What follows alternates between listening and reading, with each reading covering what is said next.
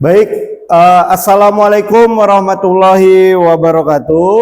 Waalaikumsalam warahmatullahi wabarakatuh. Baik, gimana kabar kalian semuanya? Baik. Alhamdulillah, seger? Ceria hari ini?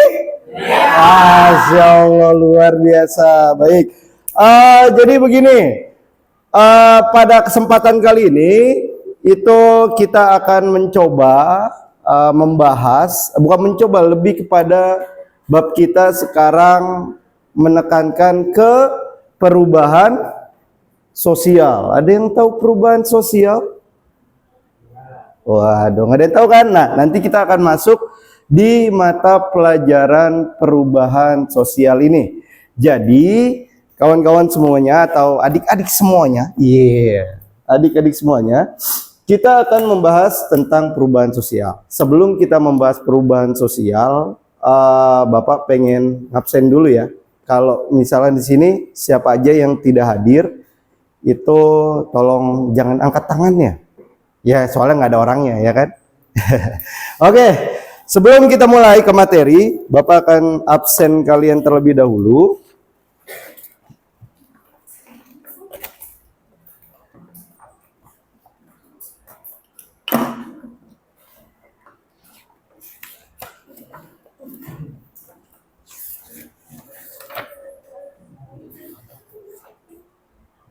Oh iya, ini dia Adelia. Nah, Adelia Zahra hadir. Amelia Dwi Andini, Anissa Dia Sahira, Dila Aini Putri, Fatir, Fuad Zaini ada? Wah, bagus Fuad Zaini. Kesia udah berapa minggu ini ya dia nggak masuk ya? Nanti kita coba datengin rumahnya ya, untuk ngejenguk gitu. Katanya dengar-dengar Kesia ini sakit, lumayan parah sih sakitnya itu. Sakitnya apa ya, dia lebih ke arah tipes kayaknya ya. Kesia sakit. Kelvin, wih Kelvin ada nih, Kelvin mantap. Lutfiana Ulfa, iya. M Anwar, M Fauji ada, M Rizky, Nur Arifin, kemana lagi dia? Aduh, dua kali ini nggak ada nih dia. Rohanul, Rohanul, Siti Mulyani, Sepia, ada, Siva, Widi Ajah ini namanya kayaknya nih. Revan, kemana tuh anak? Nggak ada mulu. Aduh, ampun dah, Revan. Avianto ada, sip. Nah, baik. Jadi, sebelum kita masuk ke salah satu pembahasan kita, yaitu tentang perubahan sosial. Bapak pengen tahu, menurut kalian perubahan sosial itu apa sih? Ada yang tahu perubahan sosial? Arti perubahan, Widi apa Wid? Arti perubahan Wid? Arti perubahan apa Wid? Hah? Wah ini dia, Widi nggak tahu. Arti perubahan Nisa apa? Nggak tahu juga? Oke. Perubahan itu apa sih? Ini nggak apa-apa. Hah? Ya, apa sih itu perubahan sosial? Perubahan pada lembaga-lembaga kemusyawaratan di dalam suatu masyarakat yang mempengaruhi sistem sosialnya. Oke, jadi perubahan sosial itu adalah perubahan yang terjadi dalam kehidupan masyarakat, baik dari secara kelembagaan ataupun secara ekonomi dan sosial, Bu. Ya. Oke. Nah, sebelum kita masuk ke tugas-tugas kalian nanti, itu kenapa Bapak buat kelompok seperti ini? Karena nanti ada beberapa tugas kelompok yang akan kalian kerjakan. Bapak lebih senang kita belajar itu adalah seperti ini nih. Ya, nanti di pertemuan IPS selanjutnya, kalau bisa kalian tuh duduk udah seperti ini semua ya. Karena memang kalau di IPS itu lebih mengkedepankan berkelompok. Makanya IPS itu namanya apa? Ilmu pengetahuan sosial. Sosial itu siapa? Ayo, sosial itu adalah manusia yang saling berkumpul. Nah, itu arti dari kata sosial. Oke, sebelum kita masuk lagi, Bapak pengen tahu nih. Tadi kan udah tahu nih perubahan ya. Ada perubahan sosial itu adalah perubahan dari segi kelembagaan, budaya, ekonomi maupun politik. Nah, itu berubah semua. Kalian ngerasain nggak sih? Dulu kalian itu kalau mau jajan harus ke warung. Ya kan? Ngerasain nggak? Ya. Sekarang kalian kalau jajan itu tinggal buka HP. Siapa di sini yang belanja pakai Shopee? Ada. Kalau mesen-mesen COD barang gitu, ada yang mesen pakai Gojek? Ada yang pernah naik Gojek nggak? Hah? Nggak ada. Waduh, di sini emang susah angkutan umum ya. Nah, berarti kalau susah angkutan umum, di sini belum terjadi yang namanya perubahan sosial. Kalau kita lihat yang kayak di kota nih, di kota itu semua masyarakatnya sudah menggunakan aplikasi Gojek online. Belanja harus di Shopee. Udah kagak harus ke warung. Mereka tinggal tiduran aja sudah bisa beli belanja ya kan. Apa sih perubahan sosial lebih dalamnya? Ini bisa ditambahkan lagi di tulisan kalian ya sebelum ke tugas. Nah, perubahan sosial menurut para ahli, Kingsley Davis, itu menurut beliau, Kingsley Davis ini adalah salah satu tokoh sosiologi. Dia itu di sosiologi itu terkenal yang namanya teori mazhab Frankfurt. Nah, dia ini adalah salah satu ilmuwan yang bermazhab Frankfurt di sosiologi namanya. Mazhab Frankfurt ini mengibaratkan atau mengisahkan tentang perubahan sosial, tentang konflik, tentang perubahan ekonomi. Itu semuanya dibahas oleh Kingsley Davis ini. Kingsley Davis menyatakan bahwa perubahan sosial bagian dari perubahan kebudayaan. Pernah nggak sih kalian berpikir bahwa kebudayaan di Indonesia itu sudah berubah? Bener nggak? Bener nggak sih? Nah, sekarang nih, Bapak pengen nanya, perubahan yang benar-benar kerasa di masyarakat kalian itu apa, Siti? Anak-anak kecil zaman sekarang tuh lebih suka apa sih? Nah, tadi apa? Anak-anak kecil nih sekarang lebih seneng apa? Main handphone. Betul sekali. Dulu anak-anak kecil seneng yang namanya main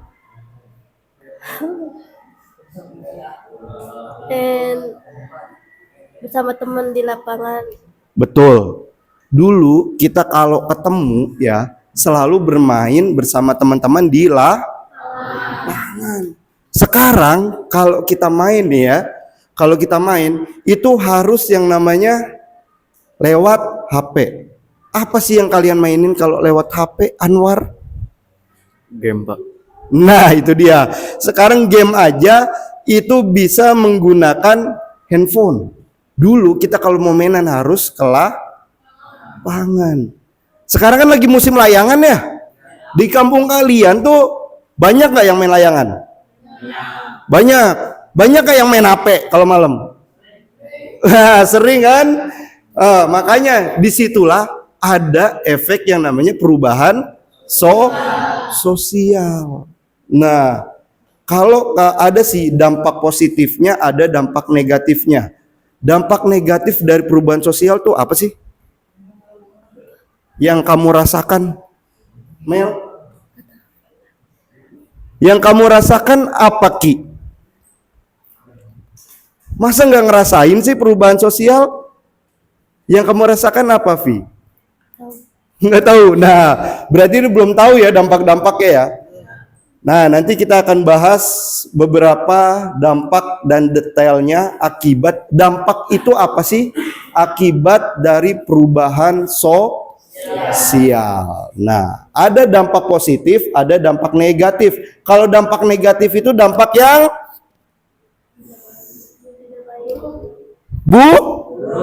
buruk.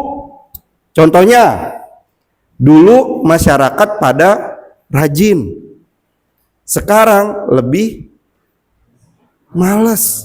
Apa malasnya? Apa-apa serba teknologi. Dulu masyarakat lebih seneng yang namanya baca buku. Sekarang masyarakat lebih seneng yang namanya baca. Jadi lebih baca WhatsApp kan? Apalagi kalau misalkan cewek yang WhatsApp, berjam-jam kalian, ya kan? Nah, si ini nih WA gua gitu kan? Kenapa sih itu tuh juga WA gua tuh? Nah, itu adalah akibat dari dampak perubahan sosial yang negatif. Good. Oke, kalau pengen mengetahui lagi apa itu perubahan sosial, ini boleh dicatat oleh kalian, yaitu berikut beberapa karakteristik. Nih, jika terjadi dalam suatu wilayah adanya perubahan sosial, karakteristiknya ini, yaitu yang pertama, tidak ada masyarakat yang berkembangnya berhenti. Masyarakat itu secara global dia selalu berkembang. Ada nggak sih masyarakat yang nggak berkembang? Ada nggak? Ada. Contohnya? Ayo, contohnya apa? Kelompok sini.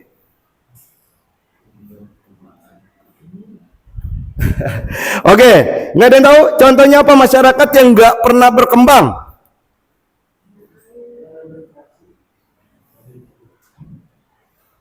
Contohnya?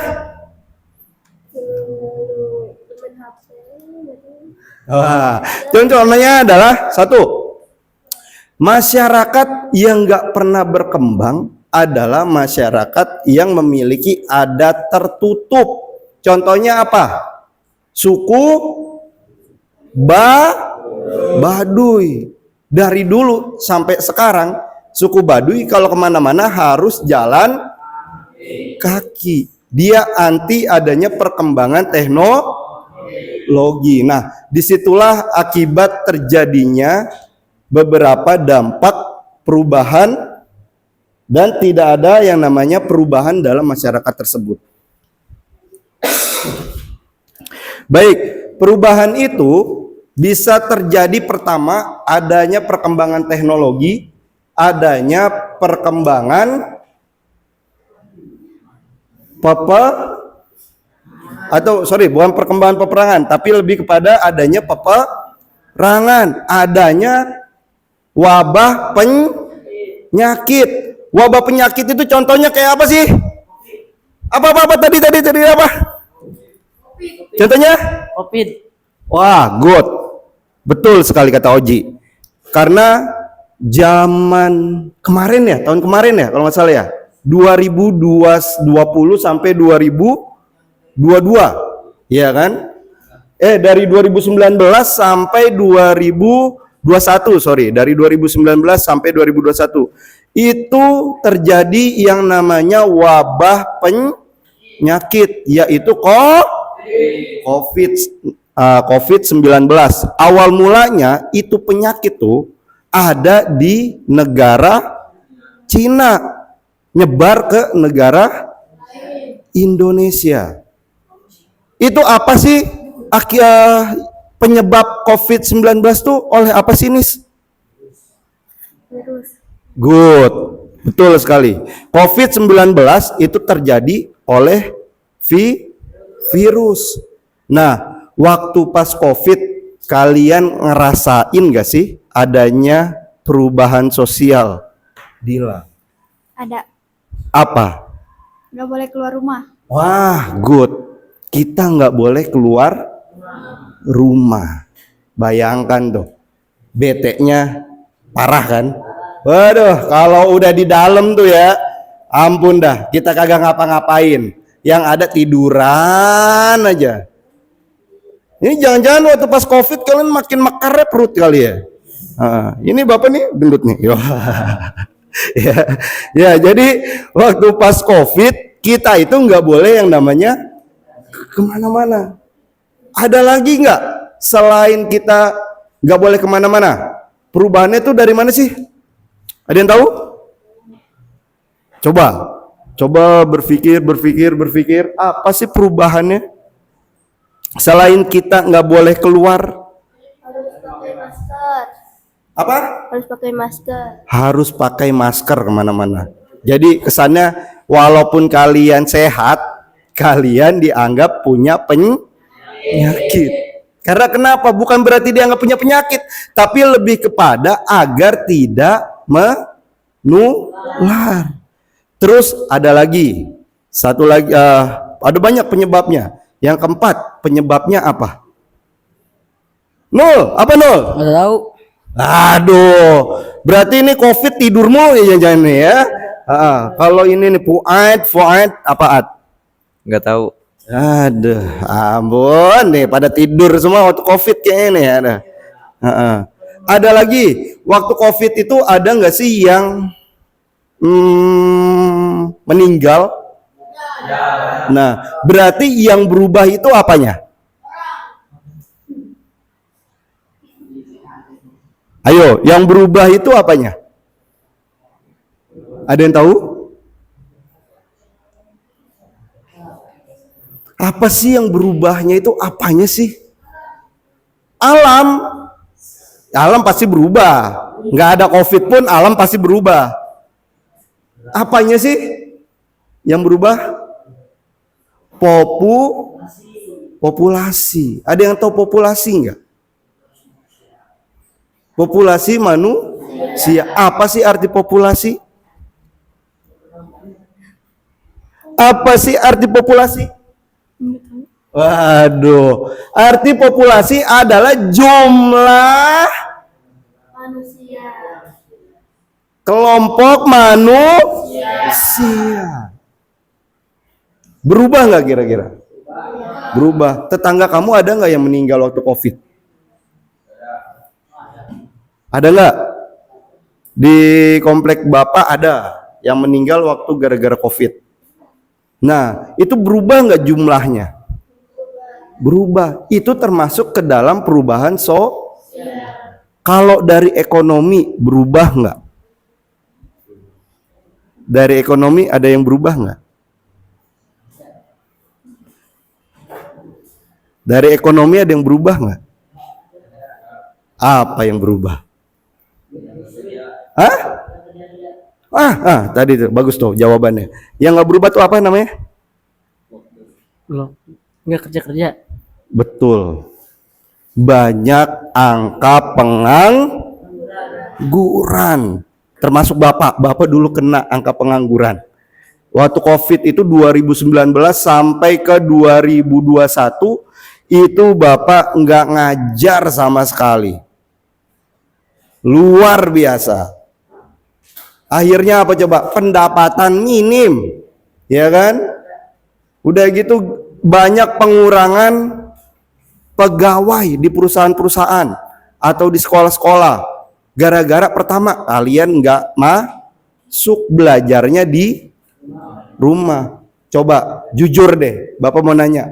Ketika ada COVID, kalian benar-benar belajar nggak?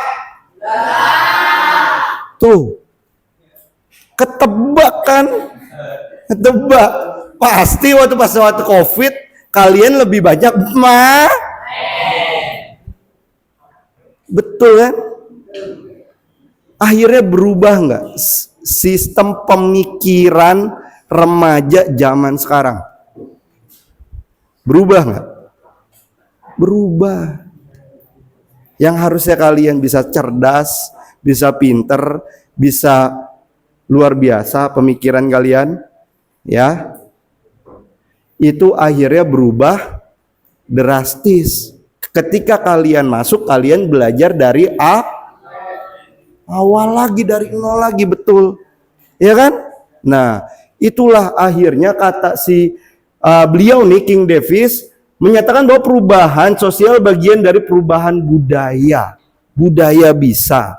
Apa efek dari budaya? Oleh karena itu, untuk mencakup kedua perubahan tersebut, kedua istilah ini digabungkan menjadi perubahan sosial budaya. Ada yang dari budaya, ada yang tadi dari sosial. Sosial itu apa aja? Efek pertama, terjadinya COVID-19. Nah, itu bisa berubah. Perubahan yang terjadi pada lembaga kemasyarakatan itu juga bisa berubah. Perubahan-perubahan yang cepat biasanya mengakibatkan kekacauan sementara. Terus faktor internnya yaitu perubahan-perubahan tidak dapat dibatasi pada bidang kebendaan atau bidang spiritual. Dia tuh nggak bisa dikaitkan dengan agama. Gitu. Oke? Paham sampai sini? Oke. Nah, kalau memang udah tahu terjadi perubahan sosial budaya, nah, nanti kita akan masuk ke sini. Sebelum itu, tugas kelompok kalian mengenai perubahan sosial budaya, Bapak pengen nyetel ini nih. Ya, ini kita nonton sampai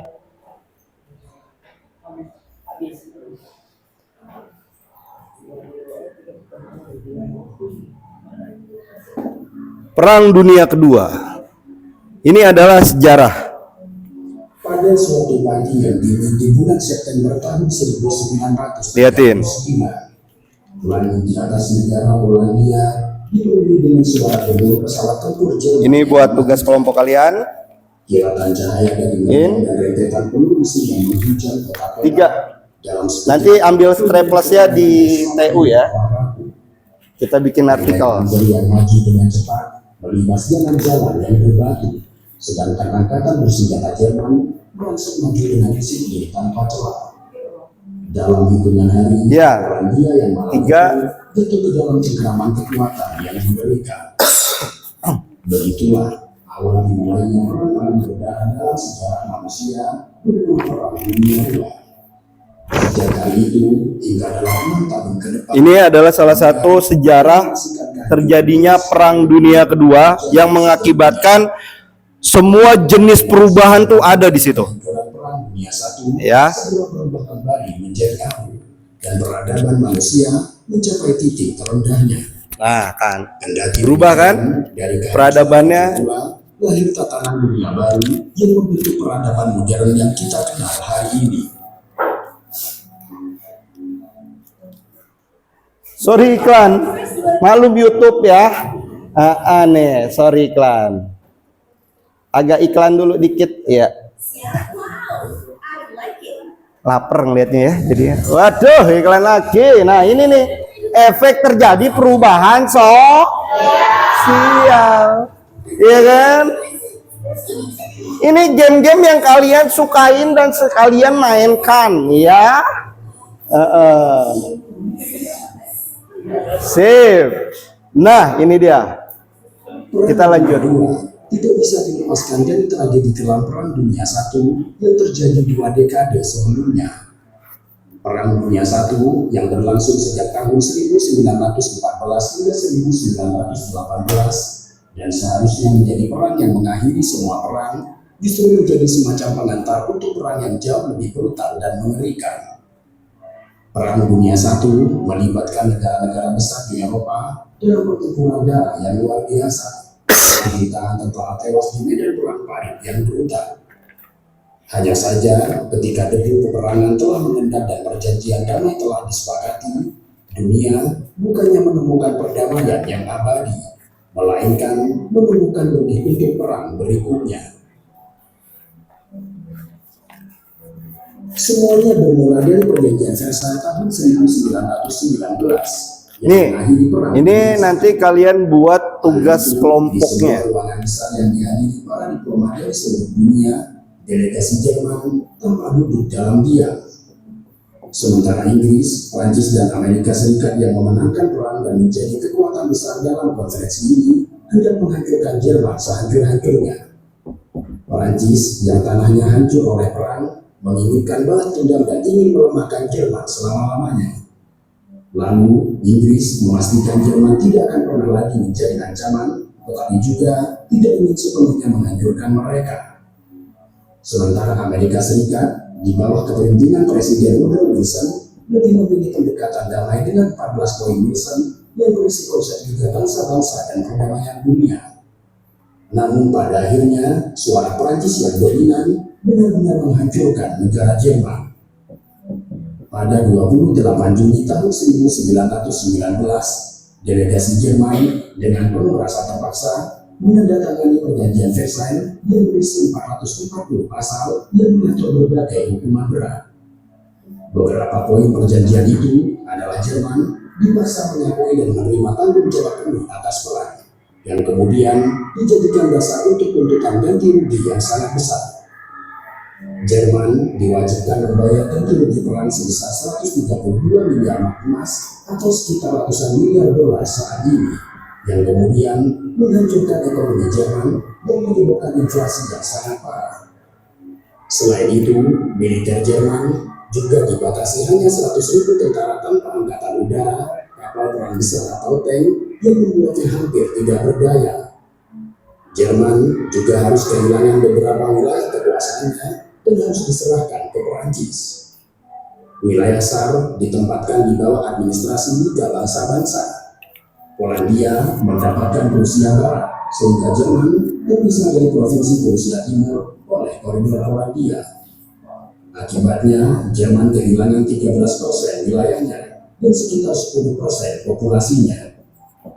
Akibatnya, beban reparasi yang besar yang harus ditanggung oleh Jerman menyebabkan inflasi pada awal tahun 1920-an. Uang Jerman menjadi tidak berharga, rakyat menderita kelaparan, dan kepercayaan terhadap pemerintah merosot dengan tajam.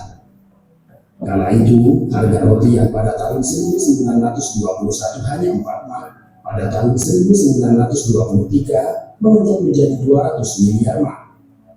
Kondisi ini membuat warga Jerman harus membawa gerobak penuh kertas hanya untuk membeli bahan makanan sehari-hari. Tidak sedikit dari mereka yang membakar tumpukan uang hanya untuk sekedar menghangatkan diri. Tabungan seumur hidup orang-orang Jerman menjadi hancur dalam semalam.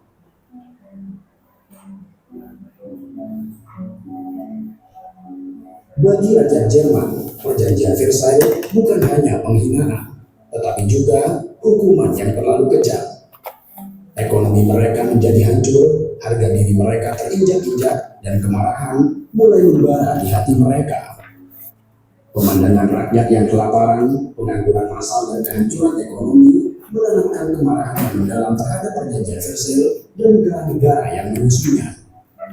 Dan celakanya, seorang veteran perang muda berkumis kotak yang saat itu sedang mencoba membangun kembali kehidupannya juga ikut merasakan penghinaan ini. Pemuda berkumis kotak itu bernama Adolf Hitler. Dia merupakan salah seorang yang paling merasakan. Adolf Hitler ini adalah salah satu pemimpin perang Jerman yang paling kejam. Jerman kalah dalam perang, dan ia tidak bisa menerima penghinaan yang diberikan kepada negaranya.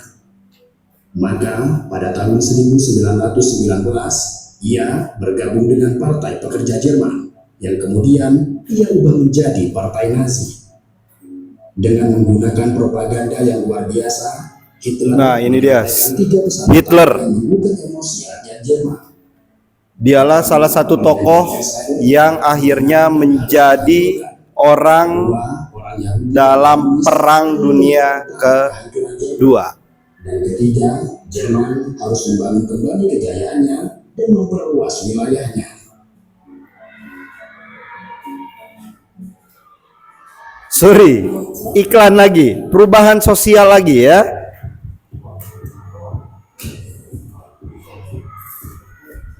Oke, lanjut lagi. Pada tahun 1923, dalam keputusasaan akibat ekonomi yang hancur, Hitler mencoba melakukan kudeta di Munich yang dikenal sebagai Putsch. Namun, kudeta ini gagal total dan Hitler berakhir di penjara. Kendati demikian, selama di penjara, Hitler justru menulis Mein Kampf, sebuah buku yang menjadi manifesto Nazi. Dalam buku ini, ia menuliskan visinya tentang menghancurkan perjanjian Versailles, mengusir Yahudi dari Jerman, dan menaklukkan wilayah di timur untuk bangsa Arya. Dan ketika akhirnya dibebaskan, Hitler menyusun strategi baru, bukan merebut kekuasaan dengan kekuatan, tetapi melalui sistem politik. Di tengah ketegangan politik ini, dunia dihantam oleh depresi besar tahun 1929. Ini terjadi kemiskinan besar-besaran. Keuangan di banyak negara. Amerika, Inggris, dan Perancis berusaha keras untuk memulihkan perekonomian mereka. Sementara rakyat Jerman semakin terpuruk dalam kehancuran. Namun demikian, Jerman menggunakan krisis ini sebagai alasan untuk mempercepat militerisasi. Ketika partai-partai politik yang ada gagal memberikan solusi konkret, Hitler dan Nazi menawarkan sesuatu yang baru, yaitu kebangkitan bagi Jerman. Oke, udah dapat? Partai Nazi naik ke tampuk kekuasaan Udah dapat? tahun 1933. Sebenarnya udah ada loh ini dari beberapa kisah yang udah diceritakan ini. Itu ada beberapa poin yang bisa kalian ambil. Penindasan brutal terhadap lawan-lawan politiknya, Hitler Silakan menjadi negara kalian ceritakan sesuai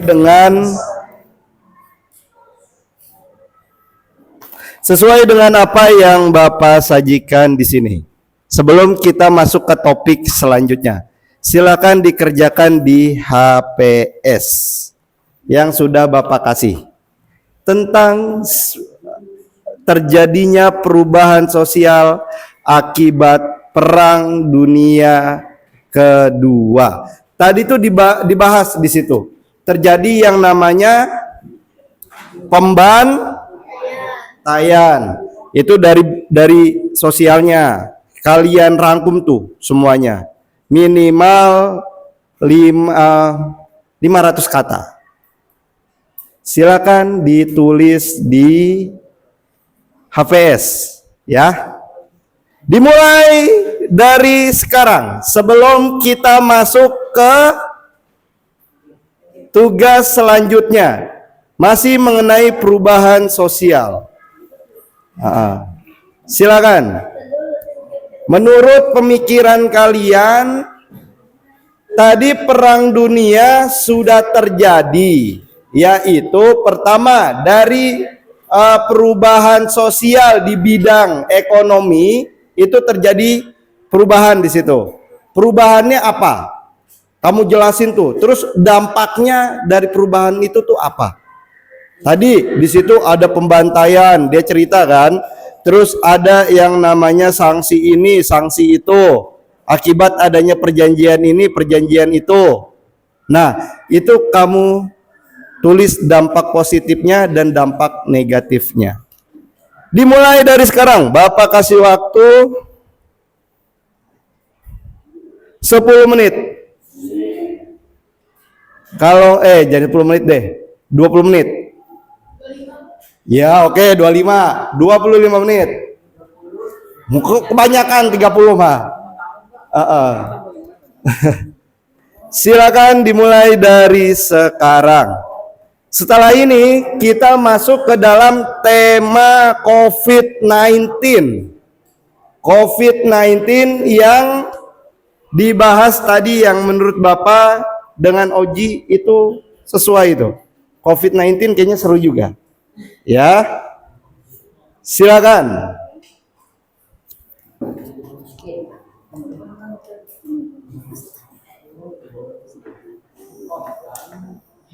Dikumpulkan hari ini tugasnya.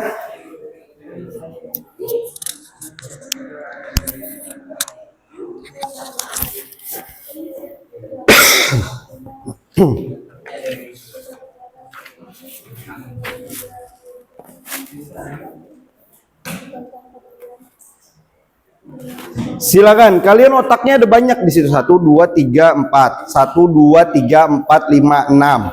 1, 2, 3, 4. Nah, silakan bertukar pikiran. Ini 4 orang, tukar pikiran lah. Apa sambil diputer videonya? Iya, oke boleh. Sambil diputer, sambil kamu tulis. Silakan. Dari awal lagi. Silakan. Kilatan cahaya dari meriam dan rentetan peluru mesin yang menghujam kota-kota dalam sekejap memberilah ketenangan yang selama ini telah. Nih, tulis ininya. Tank-tank panzer yang maju dengan cepat melimpah jalan-jalan yang berbatu, sedangkan angkatan bersenjata Jerman merasa maju dengan disiplin tanpa celah. Dalam hitungan hari, Polandia yang malam itu jatuh ke dalam cengkeraman kekuatan yang mengerikan.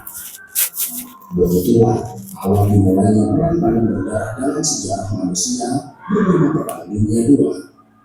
Sejak hari itu hingga dalam 6 tahun ke depan, dunia akan menyaksikan kehancuran dalam skala yang belum pernah terjadi sebelumnya. Perubahan tuh, perubahan sosial itu. Dunia belum pernah terjadi kehancuran. Tuh, ada tuh kata-katanya tuh.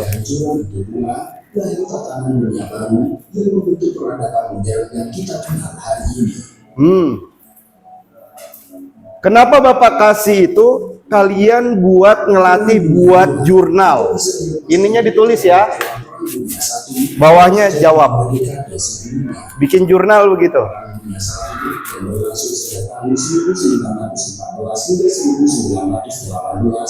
Dan seharusnya menjadi perang yang mengakhiri semua perang, justru menjadi semacam pengantar untuk perang yang jauh lebih brutal dan mengerikan. Perang Dunia I melibatkan negara-negara besar di Eropa dalam pertempuran darah yang luar biasa, dengan jutaan tentara tewas di medan parit yang brutal. Hanya saja ketika debu peperangan telah mengendap dan perjanjian damai telah disepakati, dunia bukannya menemukan perdamaian yang abadi, melainkan menumbuhkan benih untuk perang berikutnya. Ada lagi tuh. Semuanya bermula dari perjanjian Versailles tahun 1919 yang mengakhiri Perang Dunia I. Hal itu di sebuah ruangan besar yang dihadiri para diplomat dari seluruh dunia, delegasi Jerman tanpa duduk dalam diam. Sementara Inggris, Prancis, dan Amerika Serikat yang memenangkan perang dan menjadi kekuatan besar dalam konferensi ini hendak menghancurkan Jerman sehancur-hancurnya. Prancis yang tanahnya hancur oleh perang menginginkan balas dendam dan ingin melemahkan Jerman selama-lamanya. Lalu Inggris memastikan Jerman tidak akan pernah lagi menjadi ancaman, tetapi juga tidak dahsyat kan perubahannya. Sementara Amerika Serikat di bawah kepemimpinan Presiden Woodrow Wilson lebih memilih pendekatan damai dengan 14 poin Wilson yang berisi konsep Liga Bangsa-Bangsa dan perdamaian dunia. Namun pada akhirnya suara Prancis yang dominan benar-benar menghancurkan negara Jerman. Pada 28 Juni tahun sambil dicatat yang di sana biar kamu tahu jawabannya. dengan penuh rasa terpaksa, menandatangani perjanjian Versailles yang berisi 450 pasal yang mengatur berbagai hukuman berat. Beberapa poin perjanjian itu adalah Jerman dipaksa mengakui dan menerima tanggung jawab atas perang, yang kemudian dijadikan dasar untuk penjelasan di yang sangat besar. Jerman diwajibkan membayar ganti rugi perang Kelihatan nggak? atau sekitar ratusan miliar dolar saat ini, yang kemudian menghancurkan ekonomi Jerman dan menyebabkan Tuh, ada lagi. Poinnya ada lagi tuh. militer Jerman juga dibatasi hanya 100.000 tentara tanpa angkatan udara, kapal perang besar atau tank yang membuatnya hampir tidak berdaya. Jerman juga harus kehilangan beberapa wilayah kekuasaannya dan harus diserahkan. Oh, ada lagi. Wilayah Saar ditempatkan di bawah administrasi bahasa Saar. Polandia mendapatkan Prusia Barat, sehingga Jerman terpisah dari provinsi Prusia Timur oleh koridor Polandia. Akibatnya, Jerman kehilangan 13% wilayahnya dan sekitar 10% populasinya. Tuh, ada lagi. Iklan. Perubahan sosial juga nih. Aduh. Perubahan sosial. Oke. Akibatnya, beban reparasi yang besar yang harus ditanggung oleh Jerman menyebabkan hiperinflasi pada awal tahun 1920-an. Uang Jerman menjadi tidak berharga. Nah. Menderita kelaparan dan kepercayaan terhadap pemerintah merosot dengan tajam. Kala itu, harga roti yang pada tahun 1921 hanya 4 mark, pada tahun 1923 melonjak menjadi 200 miliar mark. Tuh, ada lagi. Ini membuat warga Jerman harus membawa gerobak penggunaan kertas Ya kan? hanya untuk membeli Banyak makanan sehari-hari. perubahannya tuh. Tidak sedikit dari mereka yang membakar tumpukan uang hanya untuk sekedar menghangatkan diri. Tabungan seumur hidup orang-orang Jerman menjadi hancur dalam semalam. Nah, itu ada di sini nih. Nih. Bagi rakyat Jerman, perjanjian Versailles bukan hanya penghinaan, tetapi juga hukuman yang terlalu kejam. Ekonomi mereka menjadi hancur, harga diri mereka terinjak-injak, dan kemarahan Lagi ngebahas ini nih. membara di hati mereka. Pemandangan rakyat yang kelaparan, pengangguran massal, dan kehancuran ekonomi menanamkan kemarahan yang mendalam terhadap perjanjian Versailles dan negara-negara yang menyusunnya. Dan celakanya, seorang veteran perang muda berkumis kotak yang saat itu sedang mencoba membangun kembali kehidupannya juga ikut merasakan penghinaan ini. Pemuda berkumis kotak itu bernama Adolf Hitler. Dia merupakan salah seorang yang paling merasakan dampak dari perjanjian Versailles. Sebagai seorang veteran perang dunia I, ia melihat langsung bagaimana Jerman kalah dalam perang, dan ia tidak bisa menerima penghinaan yang diberikan kepada negaranya.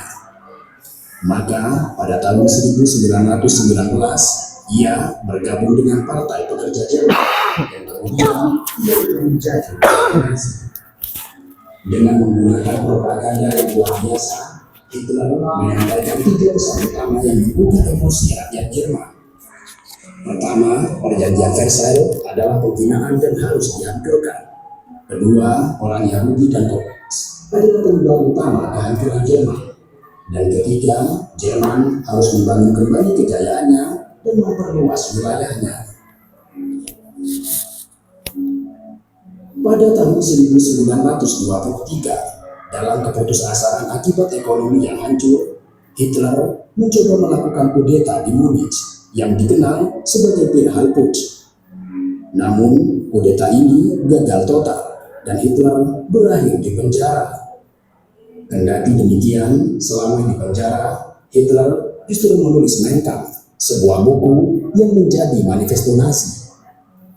Dalam buku ini, ia menuliskan visinya tentang menghancurkan perjanjian Versailles, mengusir Yahudi dari Jerman, dan menaklukkan wilayah di timur untuk bangsa Arya. Dan ketika akhirnya dibebaskan, Ada kan? Hitler Coba. strategi baru, bukan merebut kekuasaan dengan kekuatan, tetapi melalui sistem politik. Akhirnya kekuatan brutal. Wah, tuh. Dihantam oleh depresi besar tahun 1929, krisis ekonomi global yang menyebabkan kehancuran keuangan di banyak negara. Amerika, Inggris, dan Perancis berusaha keras untuk memulihkan perekonomian mereka. Sementara rakyat Jerman semakin terpuruk dalam kehancuran. Namun demikian, Jerman menggunakan krisis ini sebagai alasan untuk mempercepat militerisasi. Ketika partai-partai politik yang ada gagal memberikan solusi konkret, Hitler dan Nazi menawarkan sesuatu yang baru, yaitu kebangkitan bagi Jerman. Hitler dan Partai Nazi naik Kebangkitan. kekuasaan pada tahun 1933 dengan janji kemerdekaan Jerman, menolak perjanjian Versailles dan memperluas ruang hidup bagi bangsa Arya. Dengan propaganda yang cerdas serta penindasan brutal terhadap lawan-lawan politik politiknya, Hitler dengan cepat mengubah Jerman menjadi negara totaliter dengan kekuatan Perubahan juga tuh dari segi politik. Sementara itu, di Italia, Benito Mussolini telah lebih dulu mempelopori ideologi fasisme, sebuah sistem pemerintahan yang mengutamakan kekuasaan seluruh negara dan militerisme. Italia, meskipun tidak sekuat Jerman, juga memiliki ambisi imperialisme sendiri, terutama di kawasan Afrika. Kemudian, di timur, Jepang telah berkembang menjadi kekuatan militer yang agresif, yang berambisi untuk menguasai Asia Pasifik. Invasi ke Manchuria pada tahun 1931 dan kemudian ke seluruh Cina pada tahun 1937 menunjukkan tekad Jepang untuk membangun kerajaan besar di Asia. Di sisi lain, Uni Soviet yang dipimpin oleh Joseph Stalin juga mengadopsi pemerintahan totaliter dalam bentuk komunisme, meskipun dengan visi yang berbeda dari fasisme. Nah, ini pemikiran komunis. Industrialisasi besar-besaran dan pembersihan politik brutal untuk mempertahankan Orang-orang komunis dulu. Dunia ini terbagi menjadi blok-blok yang saling mencurigai Dari Rusia atau Uni Soviet dulu namanya. Ada negara-negara demokratis seperti Inggris, Prancis, dan Amerika Serikat. Di sisi lain, ada Jerman Nazi dengan dendam yang membara, Italia yang fasis, dan Jepang yang agresif. Kemudian, Uni Soviet berada di tengah dengan ideologi komunisme yang juga dicurigai oleh kedua belah pihak.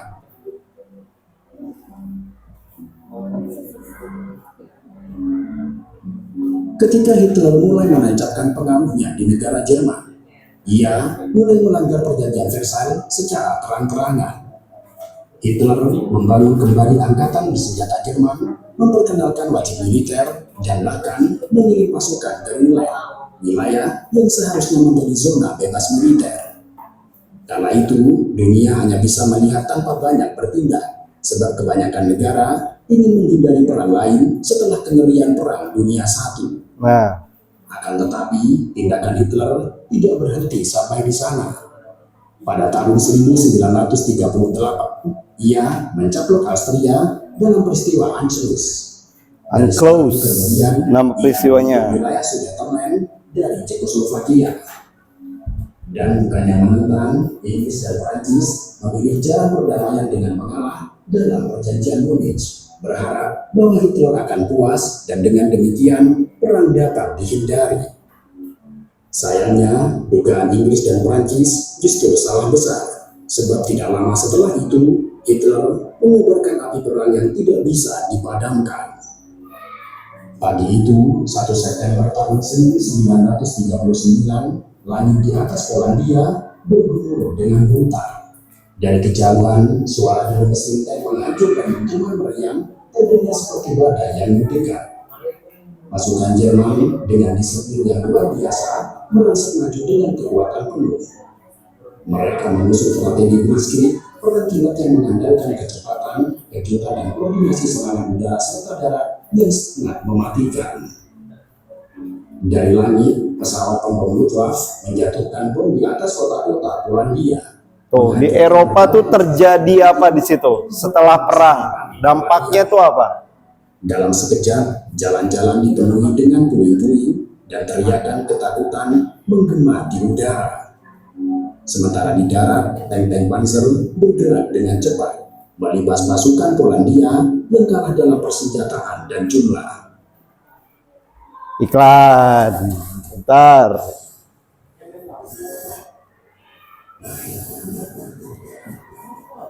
Lanjut lagi.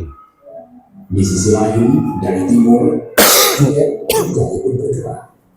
Sesuai dengan perjanjian rahasia Pakta Molotov-Ribbentrop antara Stalin dan Hitler, Uni Soviet ikut menginvasi Polandia pada 17 September tahun 1939. Polandia yang terjebak di antara dua kekuatan raksasa ini tidak memiliki peluang untuk bertahan. Sampai ke angka 9 ya. Kita mulai ke judul selanjutnya, yaitu perubahan sosial yang diakibatkan oleh Dunia terkejut melihat wabah penyakit. Ini perubahan sosial yang diakibatkan oleh peperangan. Ya. Sampai ke angka 9. Setelah Polandia jatuh, Eropa tidak memiliki banyak waktu untuk bernafas. Hitler yang haus akan ekspansi mulai mengalihkan perhatiannya ke barat. Oh sorry, ini belum nih berarti. Sampai ke 1440 kita masuk ke tema selanjutnya. Mereka lebih memilih bertahan di perbatasan dan menggunakan Jerman pengikutnya, sebuah kebijakan yang kelak terbukti sebagai kesalahan besar. Pada April tahun 1940, Jerman melancarkan serangan ke Norwegia. Dengan kecepatan yang luar biasa, Denmark menyerah dalam hitungan jam. Norwegia yang lebih sulit ditaklukkan bertahan selama 2 bulan sebelum akhirnya tunduk kepada Jerman. Namun demikian, ini tidaklah seberapa, sebab serangan yang sesungguhnya terjadi pada Mei tahun 1940 ketika Jerman menyerbu Belgia, Belanda dan Prancis secara bersamaan. Dengan menggunakan strategi Blitzkrieg yang terbukti efektif dan mematikan, Jerman menghancurkan pertahanan sekutu dalam waktu singkat. Dalam waktu kurang dari 2 bulan, pasukan Jerman berhasil menduduki Prancis, sehingga pada 22 Juni tahun 1940 Prancis menyerah secara resmi. Kala itu, di hadapan kamera, Hitler menatap kota yang telah berhasil ditaklukkannya. Tatapannya seperti menegaskan bahwa Jerman yang selama ini dihancurkan, ini telah kembali dengan kekuatan yang sulit dipadamkan.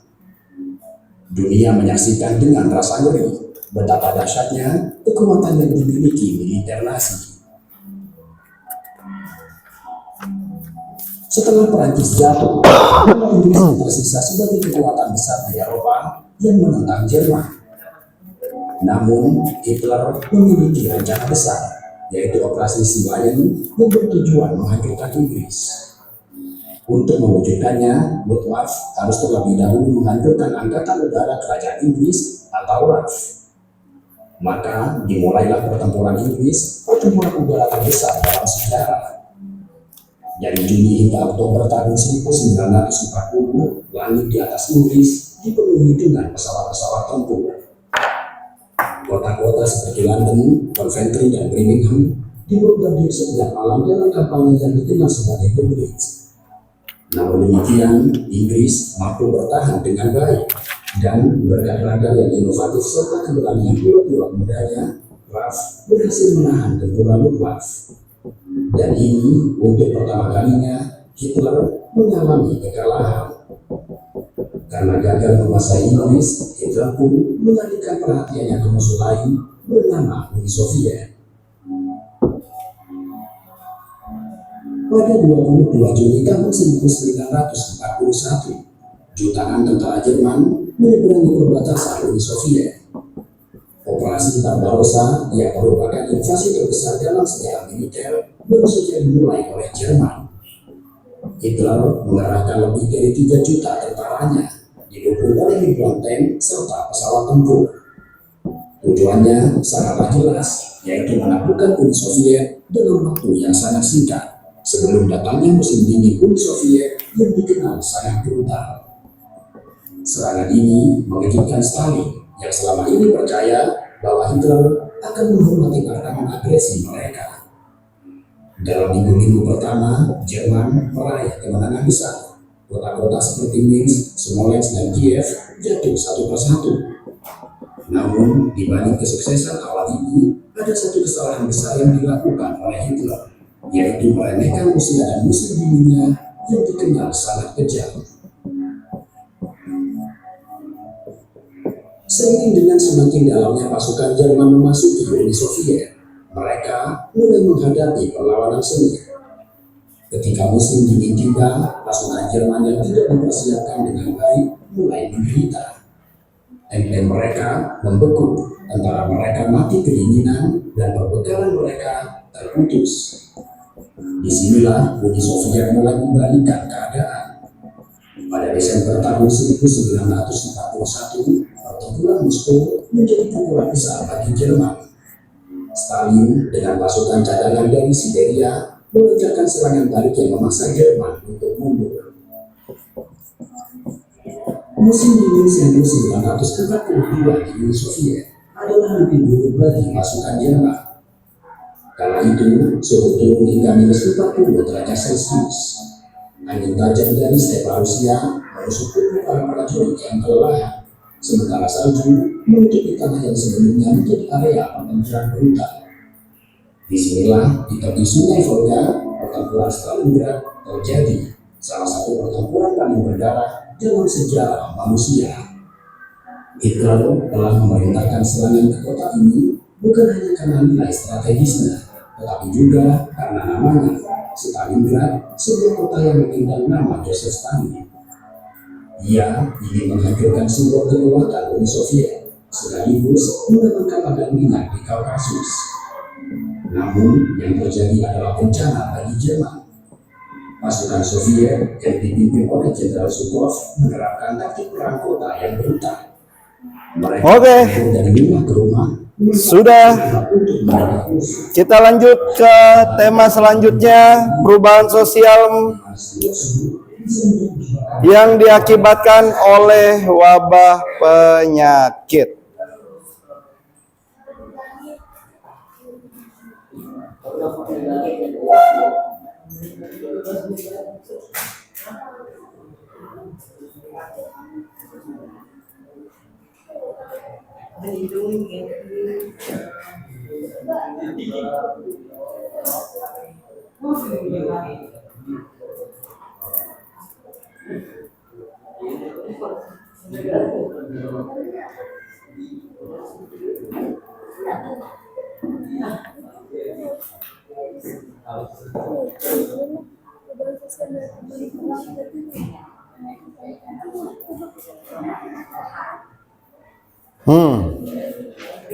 Perhatikan ini kalau kalian pengen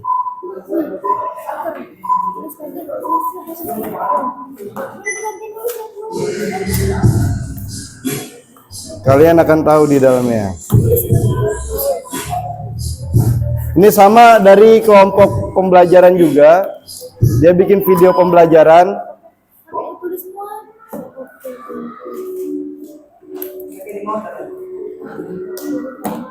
Nah,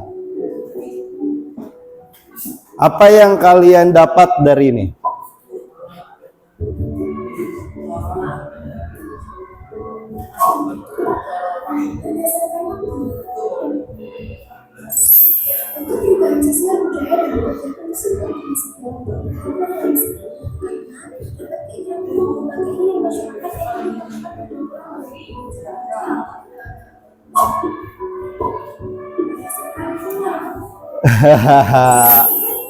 Harus cepat tanggap baru bisa.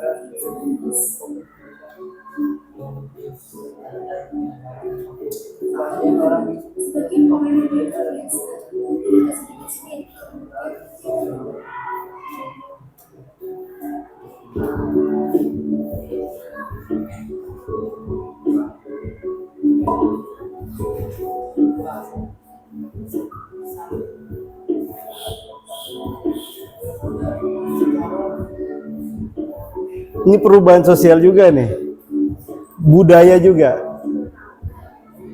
Setelah adanya virus corona,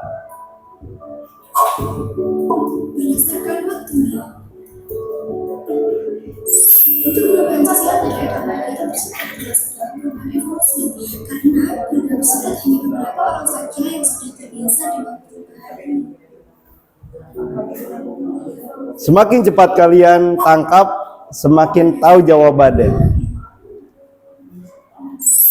Untuk perubahan sosial budaya dalam kegiatan tersebut termasuk dalam perubahan kecil, karena perubahan ini tidak membawa pengaruh berarti bagi sebagian besar masyarakat.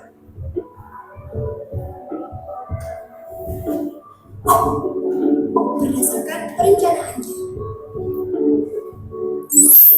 untuk perubahan sosial budaya dalam kegiatan tersebut termasuk dalam perubahan yang direncanakan, karena perubahan oleh pihak-pihak yang merencanakan perubahan. Faktor penyebab perubahan sosial budaya kegiatan tersebut termasuk dalam faktor eksternal, yaitu lingkungan fisik yang ada di sekitar manusia berbanding dengan penyebab sosial masyarakat menjadi aktivitas sosialnya.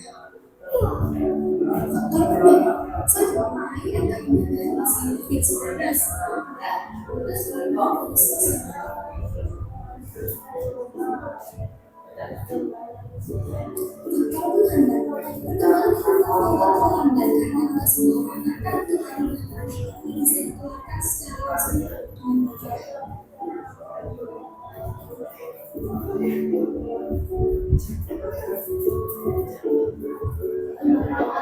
Nah, lihat aja dari videonya bisa kamu terka. Sebelum adanya virus corona, ini budaya loh. Akhirnya kebudayaan kita berubah.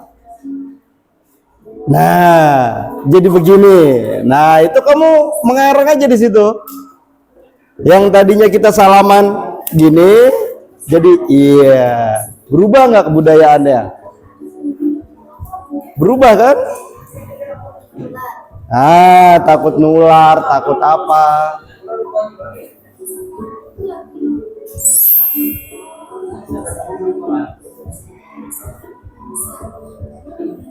Gak apa-apa, biarkan otak jurnalistik kalian itu keluar.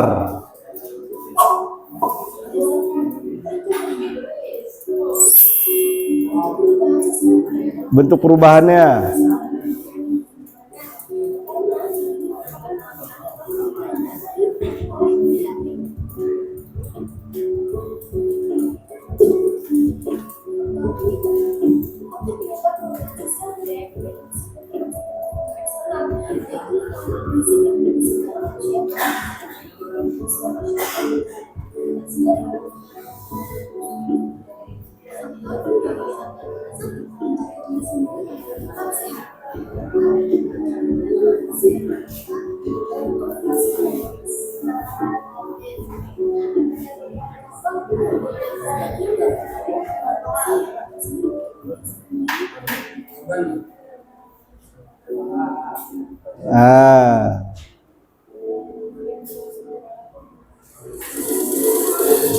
Oke. Tenang, masih belum kelar, ada lagi. Masih banyak dia.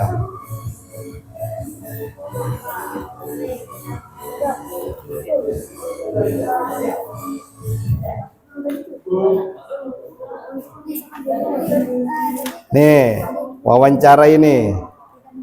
Kamu dengerin baik-baik.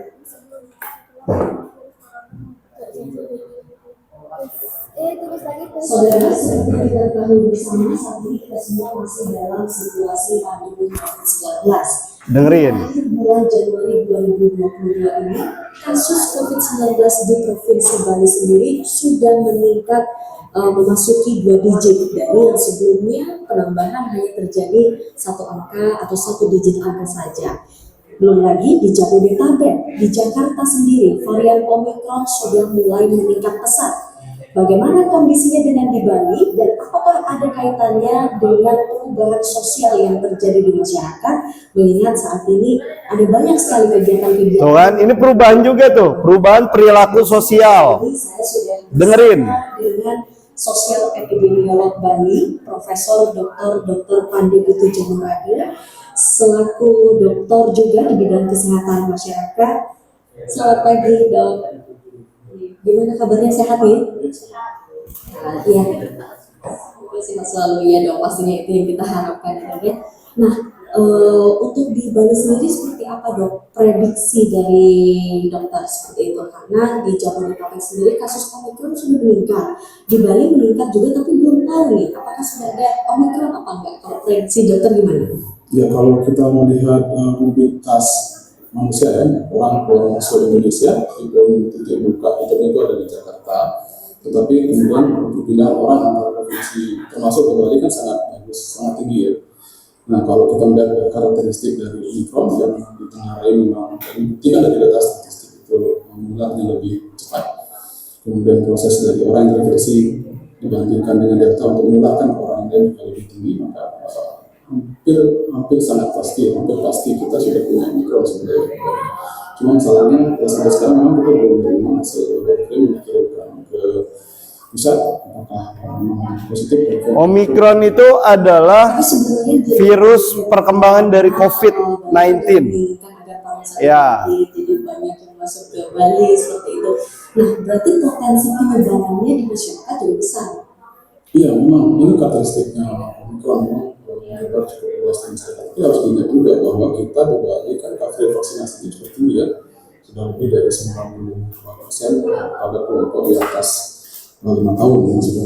Oke. Jadi saya kira kita tidak perlu Sok, diperhatiin dulu. Hampir 4-5 kali lebih ringan dibandingkan delta.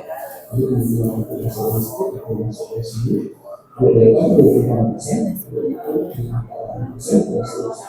kurang dari 1%.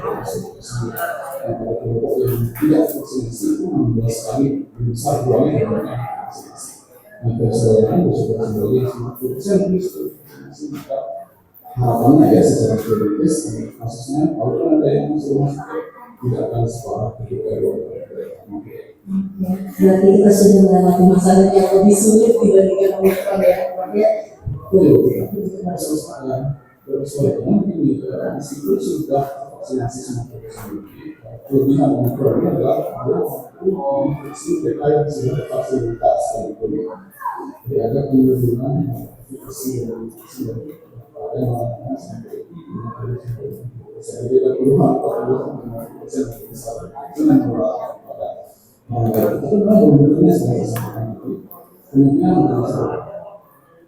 itu itu terlalu ini.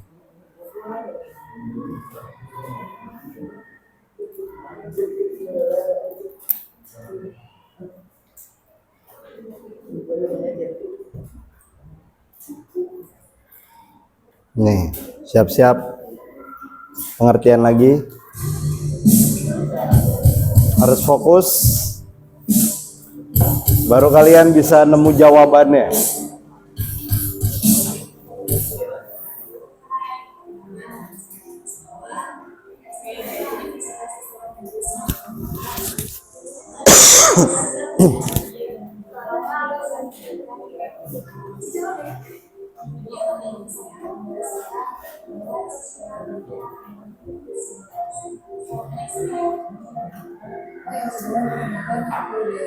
Dari UIN Sumatera.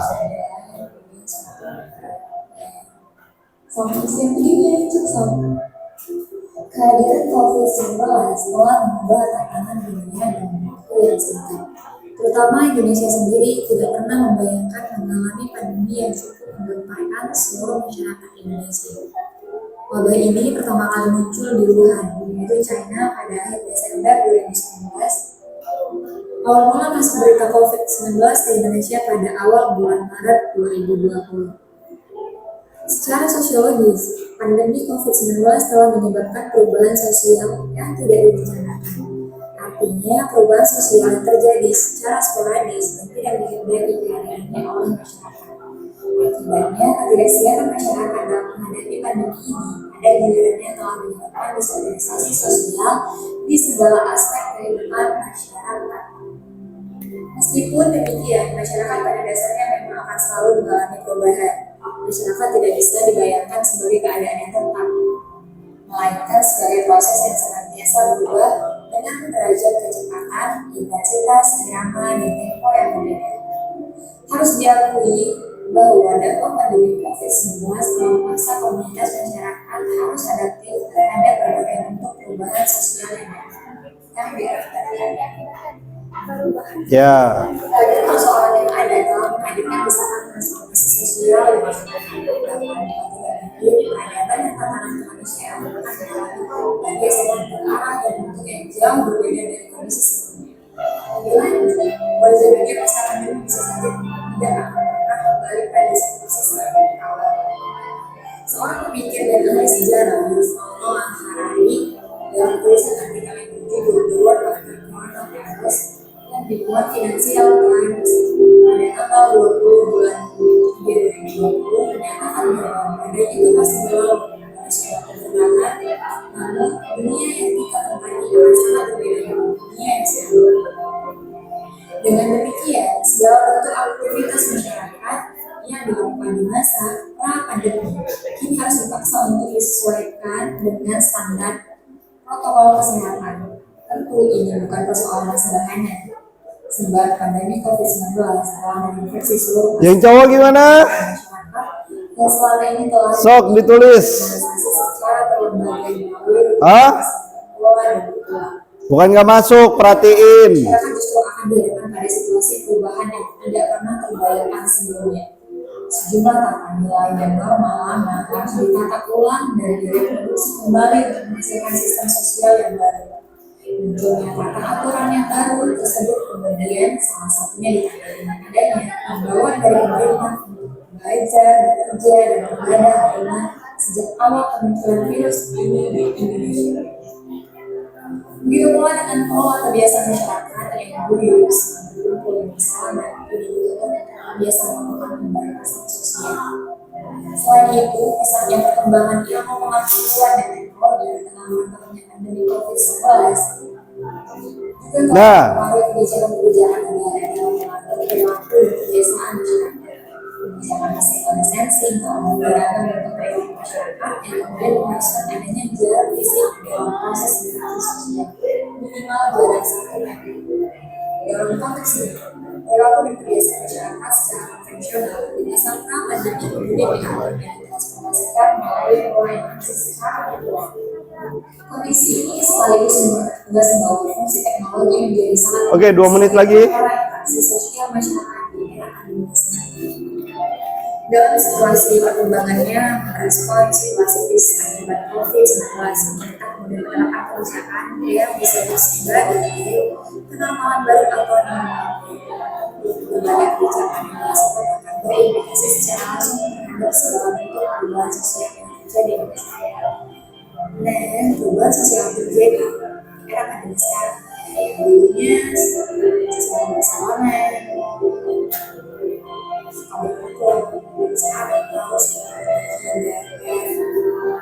bertemu dengan orang di luar sana boleh, tetapi menggunakan protokol kesehatan yang telah ditetapkan pemerintah. Jika tidak ada kepentingan di luar sana, lebih baik kita tetap di rumah saja. Stay at home, stay safe, jaga sama kesehatan kalian semua.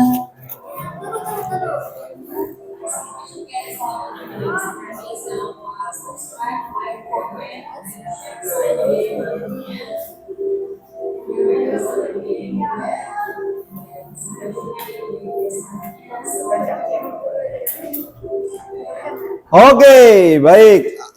Dengan apa yang tadi kalian tonton, masalah video yang kalian tonton tadi dari Perang Dunia Kedua, kita pakai 2 tema. Yang pertama adalah perubahan sosial menurut akibat diadakannya Perang Dunia Kedua. Terus yang kedua adalah perubahan sosial yang diakibatkan adanya COVID-19. Nah, tolong apa yang tadi kalian simpulkan, kalian buat artikel di kertas lembar ya, kertas lembar 3 kertas lembar itu yang Bapak kasih, dirapihkan. Besok ketemu lagi dengan Bapak karena waktunya kita sudah mau pulang ya. Silakan nanti dirapikan lagi. Dan besok wajib presentasi. Wajib presentasi, besok giliran kalian untuk presentasi dari hasil pengamatan kalian mengenai COVID-19 dan Perang Dunia Kedua. Kalau kalian kurang bahan, silakan cari artikelnya mengenai perubahan sosial diakibatkan oleh COVID maupun perubahan sosial yang diakibatkan oleh Perang Dunia Kedua, ya. Nanti kita besok persen dan setiap kelompok ada nilainya, ya. Bapak langsung masukin ke nilai. Ada yang mau ditanyakan? Baik, kita sebelum pulang berdoa terlebih dahulu, ya. Silakan dirapikan dulu semuanya.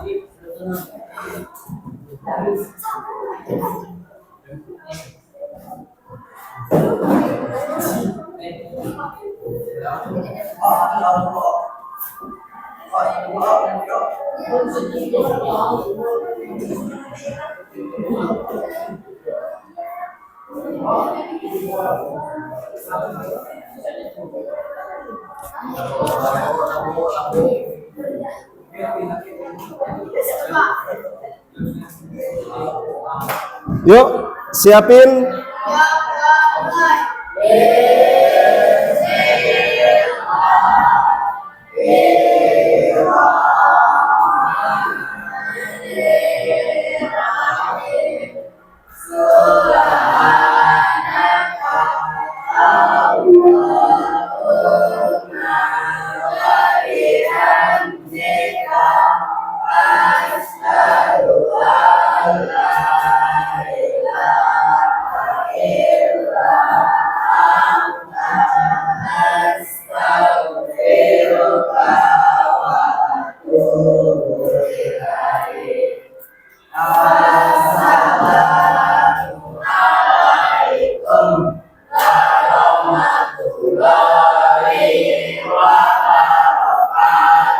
Waalaikumsalam warahmatullahi wabarakatuh. Sampai berjumpa besok di jam 1 lagi, ya. Silakan yang mau langsung pulang boleh pulang.